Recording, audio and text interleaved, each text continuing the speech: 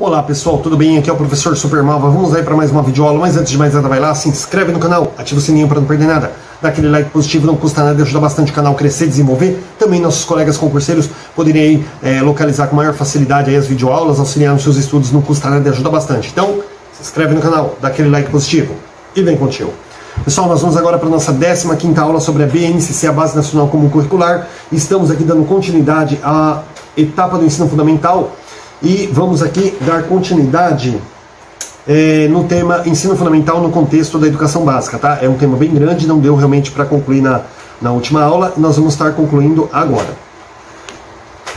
Além dos aspectos relativos à aprendizagem e ao desenvolvimento na elaboração dos currículos, nas propostas pedagógicas, devem ainda, pessoal, ser consideradas medidas para assegurar aos alunos um percurso contínuo de aprendizagens entre as duas fases do ensino fundamental, né, os anos iniciais e anos finais, de modo a promover uma maior integração entre elas. Afinal, essa transição se caracteriza por mudanças pedagógicas da estrutura educacional decorrentes principalmente na diferenciação dos componentes curriculares. Ou seja, no ensino fundamental 1 você ainda vai procurar trabalhar mais ou menos ali com a mesma metodologia do ensino infantil, dando uma mudança bem gradativa ali, bem leve mesmo, para que as crianças não sintam essa coisa brusca, né? E quando chega no ensino fundamental 2, não só vai acabar de vez essa ludicidade, como também vai mudar os componentes curriculares, ou seja, as crianças terão diversos professores, terão aulas aí de 50 minutos cada uma, né? Então eles vão sentir uma mudança muito grande. Eu particularmente me lembro que eu senti, quando eu saí da 4ª série, pessoal, cheguei na 5ª série, era um entra e sai de professores, eu não entendia nada do que acontecia ali. Então realmente eu sentia muito essa questão dessa dificuldade. E tanto que, olha, eu fui um ótimo aluno da 1ª e 4ª série. Era aquele aluno que tirava 10, A, né? Antigamente era A, né? Tirava A, B, A, B, A, B, A. Quando chegou na 5ª série eu repeti. Minha avó não entendeu, falou, meu Deus, esse menino gostava tanto da escola. É isso que eu tô falando, pessoal. Aquela questão realmente da criança sentir aquela mudança brusca e perder o interesse, porque ele não consegue acompanhar. E naquela época ainda era pior, porque trabalhava o ensino tradicional, onde a criança nem ao menos tinha um ensino focado nela, né? Era focado no conteúdo do professor. Caía o salário. E outra, eu nem vou falar nada, aquela época dos anos 80, dos anos 90, pessoal. O professor vivia à base de greve. Só fazia greve. O professor do ensino do Estado, gente, só fazia greve naquela época. Tá? Era uma coisa absurda, assim. A gente passava mais tempo em casa do que na escola, né? Eu adorava, porque chegou uma fase da escola que eu não suportava mais estudar, justamente por causa dessa mudança brusca.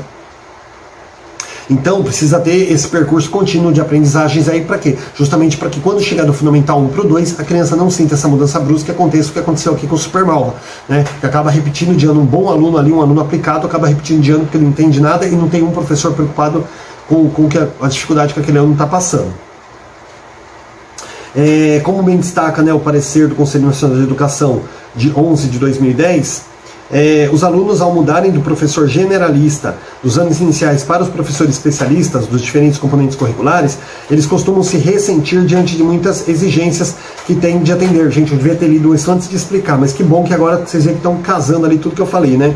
Feitas pelo grande número de docentes dos anos finais, realizar as necessárias adaptações e articulações, tanto do 5º, 6º ano, para apoiar os alunos nesse processo de transição, pode evitar ruptura no processo de aprendizagem. Mas isso que eu falei também, pessoal, essa ruptura, sabe, a criança perdeu o interesse aí da aprendizagem, garantindo aí maiores condições de acesso a essas crianças.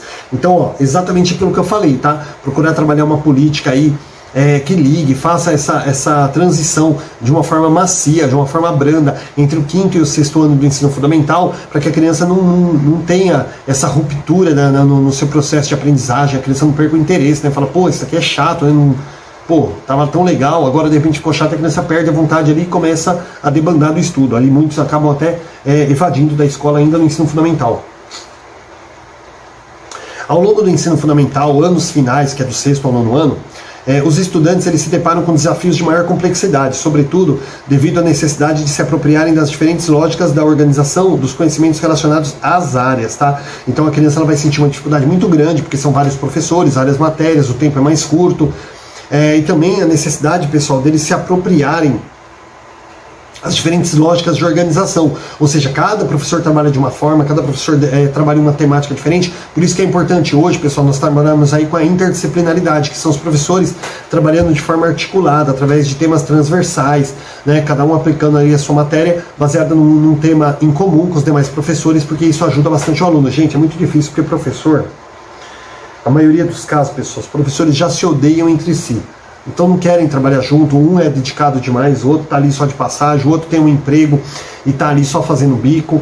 Então é muito difícil trabalhar isso, mas nós temos que buscar aí a interdisciplinaridade através de temas transversais, de modo a facilitar essa transição dos alunos também. Tá? O professor comprometido com o seu trabalho vai aplicar isso numa boa. Tá? O professor que não está afim de nada, ele vai arrumar empecilho para tudo.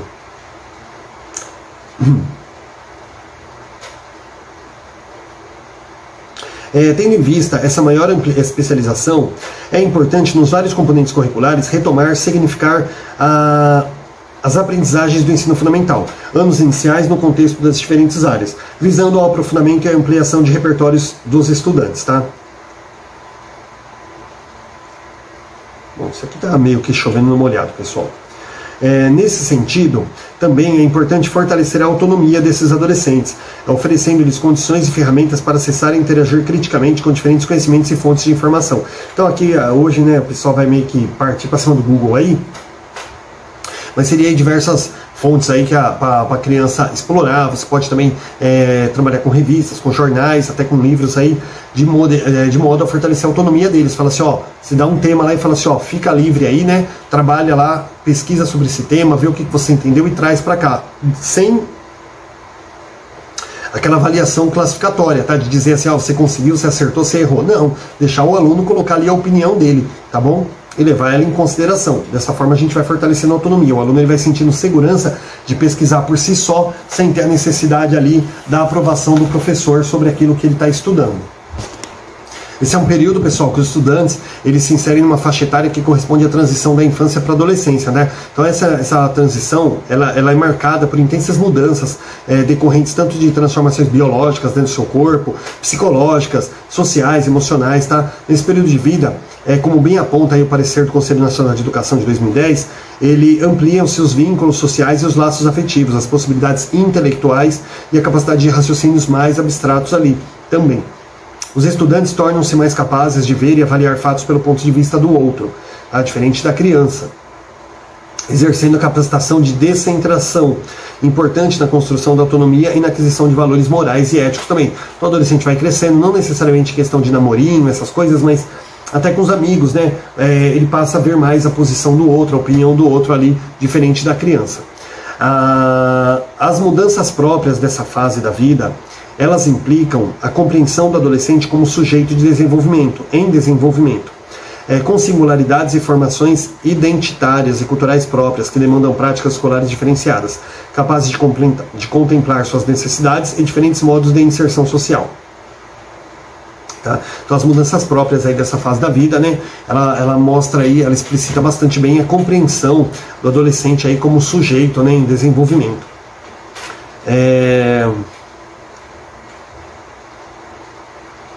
Conforme reconhecem, né, as diretrizes curriculares aí, é frequente nessa etapa observar forte adesão aos padrões de comportamento dos jovens da mesma idade, o que é evidenciado pela forma de se vestir e também pela linguagem utilizada por eles. Ou seja, pessoal, ninguém quer ser diferente nessa fase, né? Nessa fase aí todo mundo quer fazer o que um faz, todo mundo quer fazer, porque ele acha que se ele for diferente ele vai ser o esquisito.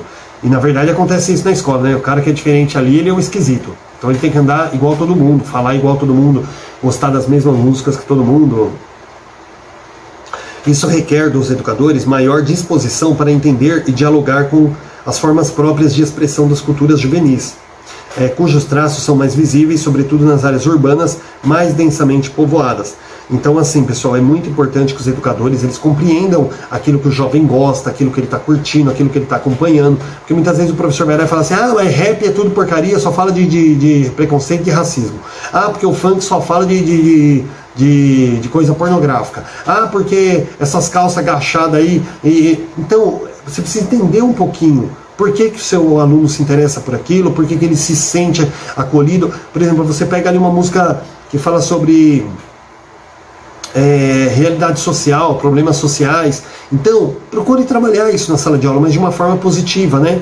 Então, você entendendo um pouquinho do que chama a atenção do seu aluno, você trabalhando a partir disso, você consegue trazer ele para o lado do bem. Se você chega e fala assim, porque funk é tudo porcaria, não, mas se ele gosta de funk, ele vai continuar gostando.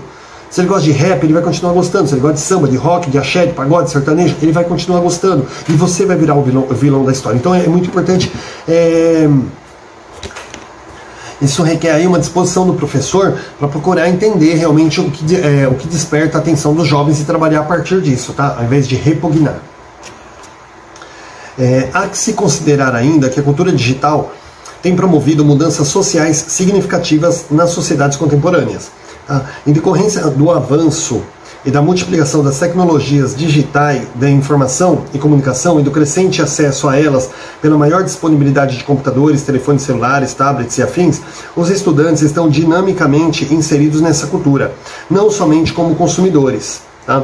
Então os jovens eles têm se engajado cada vez mais como protagonistas da cultura digital, envolvendo-se diretamente em formas de interação multimediática e multimodal, de ação social em rede, que se realizam de modo cada vez mais ágil.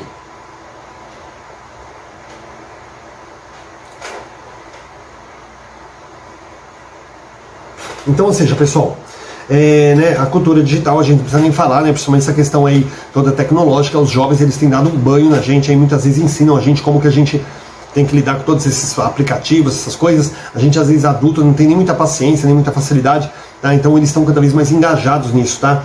Não apenas como consumidores, muitos deles aí estão até trabalhando nessa área, buscando ali se profissionalizar nessa área para trabalhar com isso também, tá? Então a gente tem que também procurar explorar esse lado do jovem também, sempre buscando, mostrando para ele ali o lado positivo, o lado negativo, tá? Até onde é bom e a hora que deixa de ser ferramenta aí para também se tornar uma arma, né? Inclusive eu vou deixar na descrição aí um link de uma videoaula que eu fiz sobre o Dilema das Redes, que é um documentário que está no Netflix. Eu fiz uma resenha sobre esse documentário aí, muito bacana. Vou deixar aí para quem quiser assistir, tá bom? Então, fala também sobre essa questão aqui da multimídia, né? Tablets, celulares aí, aplicativos aí. Muito, muito bacana mesmo. Por sua vez, essa cultura também apresenta forte apelo emocional e induz ao imediatismo de respostas e enfermidade das informações, privilegiando análises superficiais e uso de imagens e formas de expressão mais sintéticas, diferentes dos modos de dizer e argumentar característicos da vida escolar. Então assim, gente, mais uma vez aqui, reforçando aquilo que eu falei, tá? Vou deixar aí o link da minha videoaula sobre o dilema das redes, porque realmente fala aqui, né, que é aquela questão, tudo muito superficial, cada um vai lá, fala o que quer, cada um expõe o que quer, assim como a disseminação aí de informações baseadas em boatos, né, opiniões próprias, a intolerância na internet tem se tornado muito grande. Então tudo isso aí precisa ser trabalhado na sala de aula de uma forma positiva, que as crianças aí, os adolescentes, eles compreendam a forma correta realmente de utilizar de fazer uso dessas tecnologias, né? Todo esse quadro impõe à escola desafios ao cumprimento do seu papel em relação à formação das novas gerações. É importante que a instituição escolar preserve seu compromisso de estimular a reflexão e a análise aprofundada e contribua para o desenvolvimento no estudante de uma atitude crítica em relação ao conteúdo e à multiplicidade de ofertas midiáticas e digitais. Tá? Então, assim, aqui impõe à escola aí desafios ao cumprimento do seu papel, tá? De modo aí realmente a estimular a reflexão e a análise aí sobre o ensino, né? E sobre o uso dessas tecnologias também aí.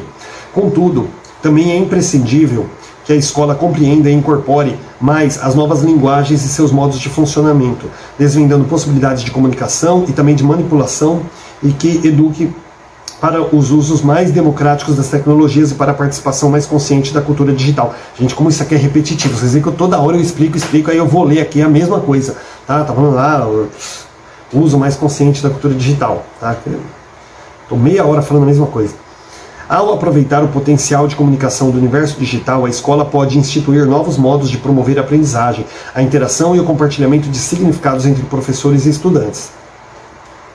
Além disso, e tendo por base o compromisso da escola de propiciar uma informação integral, balizada pelos direitos humanos e princípios democráticos, é preciso considerar a necessidade de desnaturalizar qualquer forma de violência nas sociedades contemporâneas, incluindo a violência simbólica de grupos sociais que impõe normas, valores, conhecimentos tidos como universais e que não estabelecem diálogo entre as diferentes culturas presentes na comunidade da escola. Finalmente a gente veio aqui para um tema mais legal. Aqui está falando também, pessoal, sobre a gente procurar trabalhar a tolerância dentro da sala de aula com culturas diversas, tá? Com crenças diversas, opiniões.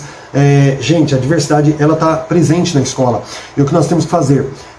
Quando a gente fala aqui, ó, desneutralizar qualquer forma de violência na sociedade contemporânea, é a violência simbólica também. Grupos sociais, por exemplo, né, que, por exemplo, você tem ali o cristão, né? Eu sou cristão, gente, não estou falando mal porque eu também sou cristão. Mas olha só, o cristão, por exemplo, nós temos na escola, todos os feriados que tem na escola é praticamente cristão. Então nós temos ali o Carnaval, nós temos a Páscoa, nós temos a festa junina, nós temos o Natal, né, dentre outras festas cristãs. Aí você vai trabalhar, por exemplo, assim, vamos trabalhar São Cosme e Damião. Olha, eu queria apadrinhar as crianças, né, dar uns doces ali para as crianças, umas roupinhas e tal. Mas é do centro espírita local. Pronto, os filhos dos evangélicos não querem, alguns católicos também não aceitam, porque vem do espiritismo. O que eles fizeram ali, gente? Eles enrolaram aquilo numa galinha morta, numa farofa ali, e fora que isso nem é espiritismo também, tá? Isso aí vem outra parte aí que já envolve candomblé, outro tipo de crença. Mas o espiritismo, ele trabalha o bem, ele também trabalha fazer o bem para as pessoas, sem esperar nada em troca, sem discriminação. Trabalha uma coisa tão bonita quanto o cristianismo, quanto o catolicismo, quanto o evangélico. Mas não, gente, se alguma coisa é feita pelo evangélico, é abençoado por Deus. Se o espírita vai chegar lá e vai fazer... Muitos espíritas são até católicos.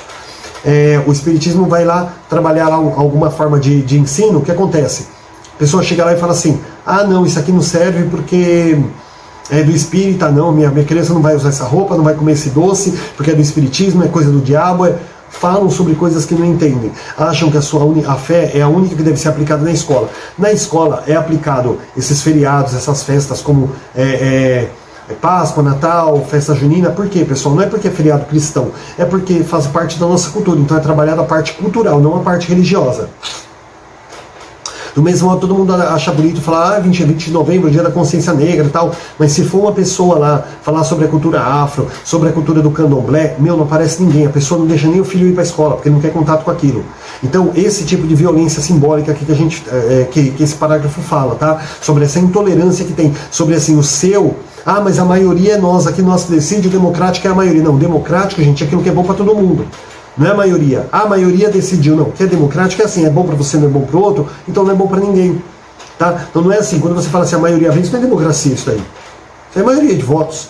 Então quer dizer, a maioria é cristão, só o cristão pode ser trabalhado na escola. Isso está errado. Tá? Nós temos aí que respeitar as diversas culturas. O nosso país foi fundado a partir de diversas culturas, de diversas etnias, de diversas crenças, e hoje nós queremos implantar aquilo que nós achamos que é, mas isso aqui é a maioria. Tá errado isso aí, tá bom? Então tem que ter diálogo, conhecimento. A criança ela tem que ter contato com as diversas culturas, com as diversas crenças, com a diversidade cultural, de sociedade, de tudo que tem. Ela tem que ter contato com tudo isso aí. O pai e a mãe que falam assim, não, meu filho só vai aprender aquilo que é da minha cultura. Então, meu filho, você está numa pegada errada. Você tem que morar lá em Cuba, lá na Venezuela, lá que as coisas são impostas. Tá? Um país democrático como o Brasil é um país onde tem que ser respeitada a cultura, a opinião de todo mundo, a crença de todo mundo. Certo, pessoal? Em todas as etapas de escolarização, mas de modo especial entre os estudantes dessa fase do ensino fundamental, esses fatores frequentemente dificultam a convivência cotidiana e a aprendizagem, conduzindo ao desinteresse e à alienação. E não é raro a agressividade e ao fracasso escolar. Tá? Esse tipo de fator, olha só, tá falando bem claro aqui, ó, esse tipo de fator de discriminação, tá? De que a maioria manda e a minoria tem que obedecer, gente, é o tipo de coisa que dificulta muito a convivência cotidiana na aprendizagem, tá? Eu, por exemplo, sofri muito, gente, discriminação. Antigamente não existia essa palavra bullying aí, isso é até ridículo. Eu sofria muita discriminação porque era crente. Eu era evangélico, fui evangélico aí 35 anos da minha vida aí. E imagina, aquele menininho crente, aquelas roupinhas, sabe? Crente, pobre, feio, os dentes tudo encavalado. Eu era um fiasco, gente. Eu olhava as meninas, babava por elas, mas ficava vendo lá os meninos lá namorando com as meninas na escola e eu não tinha nenhuma que me queria, né? Eu era o patinho feio da escola. Ainda sou, né? Eu consegui aí, pela misericórdia, aí, casar aí, mas ainda sou um patinho feio. Mas a questão gente, era muito discriminado na escola. Por quê? Porque era pobre, era feio, era crente, não tinha dinheiro nem para comprar. E outra coisa, tinha mais uma coisa ainda, aquele que não tinha dinheiro para comprar comida na cantina da escola, que vivia com a comida da prefeitura ali, do estado, né, comia a comidinha na merenda lá, era mais discriminado ainda, porque era pobre. Isso aí não tem dinheiro para comprar coisa na cantina. Gente, a gente se sentia o lixo da escola. A gente se sentia... a gente era marginalizado ali, sabe? Era uma coisa assim absurda, o nível de discriminação que a gente sentia, tá? Porque a maioria massacrava mesmo. A gente nem podia andar com aquele pessoal, porque aquele pessoal não aceitava, porque eu não andava de Nike, eu não andava de calça da X-Ray, camiseta da Zump, né, que eram as marcas ali, né, camiseta da 775, calça da Kelf também, né, tinha. Então assim, como a gente não tinha dinheiro para usar essas roupas boas aí, né, a gente era discriminado, meu, você não podia nem chegar perto daquela turma ali, o pessoal te olhava como se você tivesse uma doença contagiosa. Então era muito difícil. E esse tipo de coisa, ele contribui muito para o fracasso escolar, porque a pessoa, ela tem autoestima lá embaixo, né? Aí ele vê que a vida dele é uma droga. O pessoal fala, por que eu nasci, cara? Por quê? Por que Deus permitiu que eu nascesse? Então, né? Por que não me matou logo antes de eu nascer? Porque, caramba, para ter uma vida dessa é melhor não ter. E isso acontece com a cabeça dos jovens, gente. Isso aí, mexe porque você não vê perspectiva na sua vida. E aí o que você faz? Muitos enfiam a cara no estudo, se dedicam e vencem na vida. Outros, evade, porque não aguenta a pressão. Tá? Então esse tipo de discriminação, isso aí parte muito, gente. Parte muito aí da influência dos pais. Tá? Tem um filme aí muito bacana aí, pessoal, tá? Da Julia Roberts e o Owen Wilson, que é baseado num livro que chama Extraordinário, tá? Sem o artigo, tá? Extraordinário. E esse filme ele fala do menininho que tinha um problema no rosto, fez várias cirurgias ali, mas ele tinha uma deficiência no rosto e ele sofria muita discriminação. E tinha um menino lá chamado Julian, que era um menino arrogante, que desfazia dele, maltratava ele e tal. Mas por que ele fazia isso? Depois o diretor vai descobrir que era a influência dos pais. Os pais influenciavam o filho. E o menino aí, quando o diretor foi ver, o menino nem era ruim. Eram os pais que influenciavam negativamente a criança. Eu vou colocar o título desse filme aí na descrição, porque a Renata, pessoal, não vou falar o sobrenome dela, mas a Renata, que assiste todas as minhas videoaulas aí, ela cobrou, né, a Renata lá de Araçariguama, né, não vou falar o sobrenome dela para não causar uma... Depois a pessoa ficar perturbando a menina lá, vai ficar até brava comigo aí porque eu falei o nome dela. Mas a Renata lá de Araçariguama, ela falou pra mim, quando você falar de filme, coloca o título aí na descrição pra gente poder assistir. Então, Renata, tá aí, vou colocar na descrição, tá bom? O título do filme Extraordinário. O Extraordinário, pessoal, é um filme, se eu não me engano, sobre furacão, tsunami, então não pode ter um artigo, tá? É só Extraordinário, com a Julia Roberts e Owen Wilson. Muito bacana o filme, tá bom? Ele fala muito sobre essa questão, que muitas vezes, pessoal, a criança, que ela é ruim, o adolescente que discrimina você na escola, na verdade ele é só um reflexo dos pais. Mais um exemplo que eu vou dar, vou colocar aí, Harry Potter, pessoal, também mais uma vez aí, Draco Malfoy, que é um dos maiores inimigos do Harry Potter, gente. É um garoto arrogante, ou um moleque desgraçado, velho, que vai infernizar a vida do Harry Potter durante toda a saga, moleque maldito. E depois, no final, você vai descobrir o que, gente? Não é spoiler, não, você já vê isso no segundo filme, na segunda história ali, que o pai do moleque, os pais dele eram daquele jeito, por isso que o moleque era daquele jeito, ele era um reflexo dos pais, tá? Então, essa questão dos grupos aí de maioria querer dominar sobre os grupos de minoria, nós temos que lutar contra esse tipo de coisa, tá bom? Na escola, temos que lutar contra esse tipo de coisa aí. Pessoal, vamos dar uma corrida aqui agora para dar tempo da gente concluir essa temática aí antes de dar 30 minutos de aula. Em todas as etapas de escolarização, conduzindo ao desinteresse, isso que eu já falei. Atenta às culturas distintas, não uniformes nem contínuas dos estudantes dessa etapa. É necessário que a escola dialogue com a diversidade de formação e vivências para enfrentar com sucesso os desafios de seus propósitos educativos. Tá bom? Então, atenta a esse tipo de cultura diversa, e a escola tem que procurar trabalhar esse tipo de coisa e trabalhar a valorização por todos os estudantes acerca dessas culturas, essas crenças diversas aí, e mostrar também o respeito, né? Não apenas conhecer, mas respeitar a cultura e as crenças aí, a diversidade dos seus colegas também. Calor, pessoal, a garganta seca mesmo.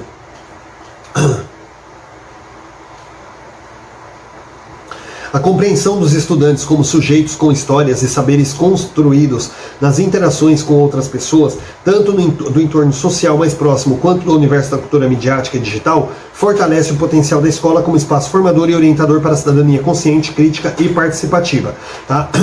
Então, a compreensão dos estudantes como sujeitos com histórias e saberes construídos com outras pessoas, aí, tanto em relação à cultura, quanto à relação social, tudo isso que a gente vem falando, tudo isso aí que a gente já vem falando, pessoal, contribui bastante aí para o crescimento, né,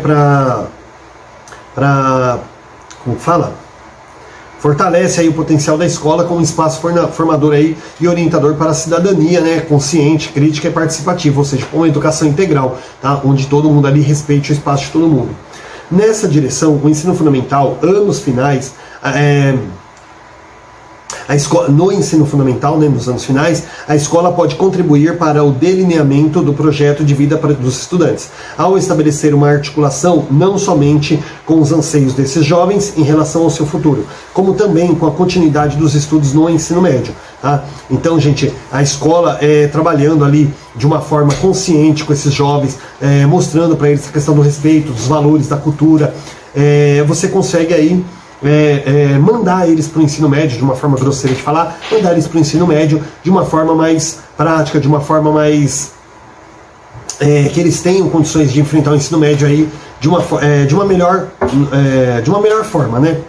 Para explicar aqui, nós podemos auxiliar eles aí também a continuar os seus estudos no ensino médio. E para concluir, esse processo de reflexão sobre o que cada jovem quer ser no futuro e de planejamento de ações para construir esse futuro, ele pode representar uma possibilidade de desenvolvimento pessoal e social. Então, pessoal, trabalhar esse processo de reflexão aí sobre o que cada jovem ele quer ser no futuro, tá? E que assim, quando ele escolhe aquilo que ele quer ser lá no futuro, qual o caminho que ele deve tomar para chegar. A partir daí você consegue realmente levar o jovem para um caminho positivo, onde ele vai construir a sua educação através do respeito, através do conhecimento, das culturas, das diversidades. Dessa forma aí você consegue levar ele para um lado positivo e para que ele possa exercer a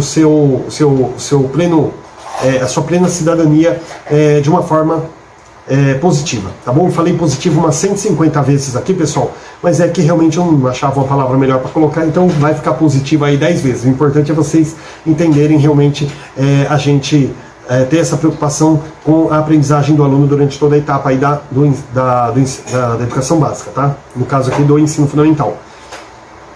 Agora a gente vai encerrar essa aula, pessoal, nós estamos aí com 27 minutos, a gente vai encerrar ela porque na próxima aula a gente vai falar sobre competências específicas de linguagens para o ensino fundamental, tá? Então a gente já começar, nem dá para começar nada agora, tem 2 minutinhos de aula, então a gente vai dar uma pausa aqui e vai começar já com a outra temática na próxima aula, tá bom? Então não esquece de se inscrever e dar aquela curtida, bons estudos e até a próxima aula.